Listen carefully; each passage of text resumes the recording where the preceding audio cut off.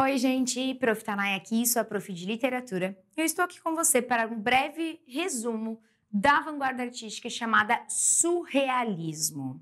É preciso entender duas coisas. Primeiro, que vanguarda artística, vanguarda europeia, é um período em que diversas vanguardas, diversos estilos de arte surgiram, trazendo e antecipando características que até então não eram conhecidas. Existem várias dessas vanguardas, e que surreal é para você pensar que é um adjetivo que a gente usa para classificar algo que a gente às vezes tem até dificuldade de explicar. Como foi essa festa? Nossa, foi surreal. Como foi a sua viagem? Foi surreal. Como assim? Foi incrível, eu não sei nem explicar em palavras. Acho que não há palavras que possam dizer o que foi. Ou seja, quando a gente trabalha com o surreal, a gente trabalha com o absurdo, a gente trabalha com o sonho, a gente trabalha com a tentativa de representar em imagens ou em textos aquilo que vem principalmente do sonho.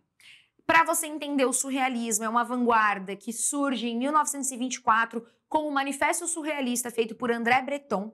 Isso significa então que esse nome é muito importante aí para você. André Breton, do surrealismo, foi quem escreveu o manifesto, foi quem idealizou o surrealismo e tornou esse movimento, essa vanguarda possível. Mais do que isso, surrealismo é a última vanguarda artística que vai acontecer. Temos várias, você com certeza já estudou todas, e esta é a última, cronologicamente falando. E dentro do Manifesto Surrealista escrito por André Breton, nós temos diversas características, por exemplo, a tentativa de valorizar o passado, trabalhar com a emancipação do ser humano a partir do irracional, desvincular o homem da inteligência.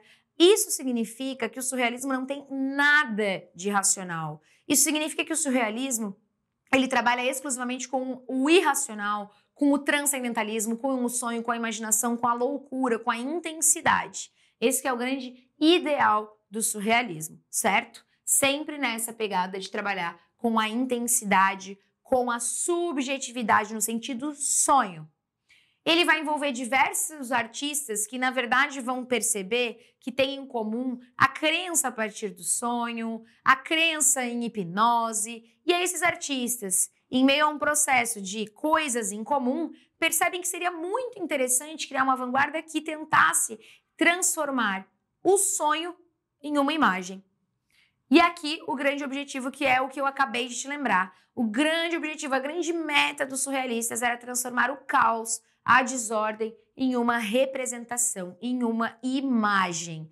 Imagina que difícil. Você teve um sonho super complexo de explicar. E aí você quer explicar em uma imagem esse sonho. Que loucura que vai ser? Vai ser um monte de informação. E aí eu quero te mostrar um exemplo. Existem dois grandes pintores do surrealismo. Um deles é o Salvador Dalí e o outro é René Magritte. Esse é um quadro clássico do surrealismo. E é um quadro clássico do Salvador Dalí, que é a persistência da memória.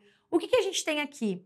Se a memória está persistindo, vale lembrar que a memória é uma coisa que a gente tem e que às vezes aos poucos vai se perdendo. Cada gotinha do passar de tempo faz com que a gente esqueça um pouquinho mais de alguma coisa, com que a gente perca alguma coisa aí no meio do caminho. Mas essa memória, ela tá ali, resistindo para se manter viva na sua cabeça.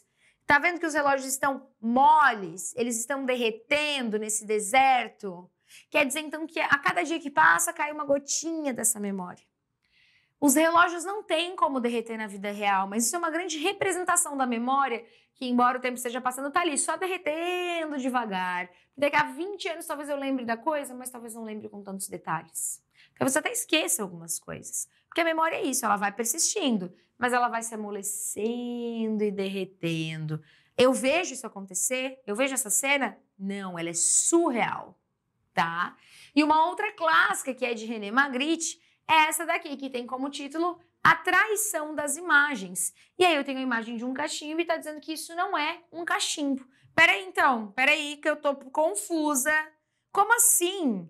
Quer dizer que a imagem tá me traindo? Sim, porque embora isso seja um cachimbo, não é o cachimbo objeto.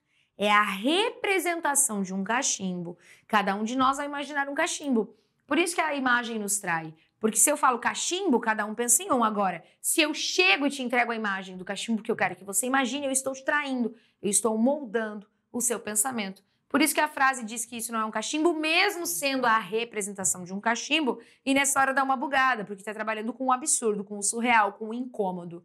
Então, toda vez que você ouvir falar em surrealismo, lembre que é sonho, que é absurdo, que é imaginário. Olha para a imagem e pensa, isso acontece no dia a dia? Não, então é surreal, então é absurdo, então é surrealismo, tá bom? Beijão, tchau, tchau.